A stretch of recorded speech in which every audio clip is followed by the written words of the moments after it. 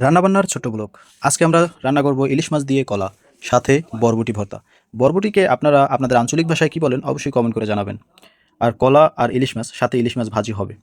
এখন বর্তমান সময়ে যদি ইলিশ মাছ পাওয়া যায় না, খুব কমই পাওয়া যায়। তো কাটাকাটি চলতেছে, বরবটি কাটা হইতেছে বরবটি ভর্তার জন্য। তো বরবটি ভর্তার সাথে থাকবে চিংড়ি মাছ।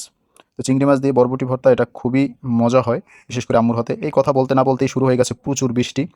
আমার জানালা থেকে এই বাহিরের যে বৃষ্টির দৃশ্যটা খুবই চমৎকার। আমি মাঝে মাঝেই এই দৃশ্যটা দেখি, খুবই ভালো লাগে। আপনারা দেখতেছেন দৃশ্যটা কত সুন্দর, প্রচুর পরিমাণে বৃষ্টি হইতেছে এই সময়। আমাদের কাটাকাটি শেষ, এখন ধোয়ার পালা। ধোয়া টোয়া শেষ হয়ে গেছে, ইলিশ মাছ কাটা হয়ে গেছে। বরবটি এখন আমরা সেদ্ধ করতে দিব। সেদ্ধ করার জন্য চুলা জ্বালাই দিলাম। বরবটি সেদ্ধ করতে হবে মোটামুটি 5-7 মিনিট। তো বরবটি আমাদের সেদ্ধ হয়ে গেছে।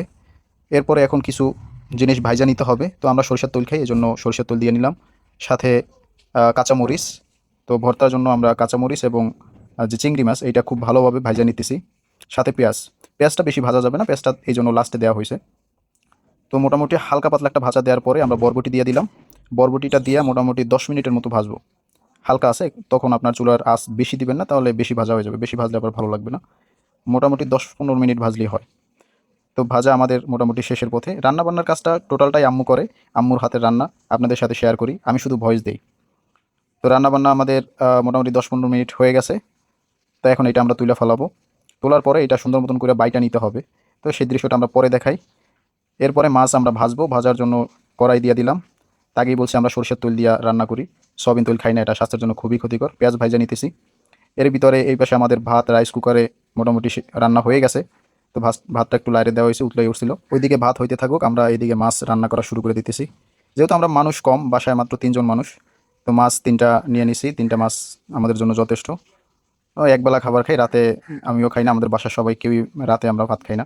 সকালে এবং দুপুরে রাতের খাবারটা আমরা স্কিপ করছি, এটা ভালো স্বাস্থ্যের জন্য। তো আমাদের মাছ ভাজা শেষ, ভাজা বলতে মাছ রান্না করা শেষ। এরপরে আমরা কলা রান্না করার জন্য ইলিশ মাছ দিই, বাকি ইলিশ মাছ দিয়ে আমরা কলা রান্না করব। তো কড়াই দিয়ে দেওয়া হয়েছে, তেল দেওয়া হয়েছে, পেঁয়াজটা একটু ভাজা নিতে হবে। সাথে ইলিশ মাছ দিয়ে দিলাম, ইলিশ মাছটা একটু ভাজা নিতে হবে। মোটামুটি 5 মিনিটের মতো ভাজলেই হয় ইলিশ মাছটা। তারপরে একটু পানি দিয়ে হলুদ মরিচ মশলা যাবতীয় যা লাগে, আপনারা যা খাইতে পছন্দ করেন। আমরা বরিশালের মানুষ, তেমন একটা মশলা খাই না। হলুদ মরিচ এগুলোই যথেষ্ট। এইভাবে সাদা রান্নাই খুব মজা হয়। বিশেষ করে আমি দেখছি কিছু কিছু জায়গায় অনেক মশলাপাতি দিয়ে রান্না করে, ওটা আসলে ভালো লাগে না, সর্বোপরি ভালো লাগে না। আসল স্বাদ আপনি সাদাসিধাভাবে রান্না করবেন, সেটাই মজা। আমাদের কলা ভর্তাটা রান্না হয়ে গেছে। এখন শুরু করব বরবটি ভর্তা বাটাবাটি। তো পাটা পুতা নিয়ে আম্মু নামে গেছে, শুরু করছে বাটাবাটি খুব সুন্দরভাবে। একবারে বেশি বাটাবাটি করবেন না, তাহলে আবার একবার বেশি মিনমিন হয়ে গেলে ভর্তা ভালো লাগে না। তো এখন মোটামুটি আমাদের সব শেষ, এখন খাবার দাবারের পালা। সাথে সালাদ আছে, বরবটি ভর্তা, ইলিশ মাছ রান্না, আর হইছে কলা আর ইলিশ মাছ। এইভাবে আপনারা খেয়ে দেখবেন, খুবই মজা হয়। আপনাদের বরাবরের মতোই দাওয়াত রইল।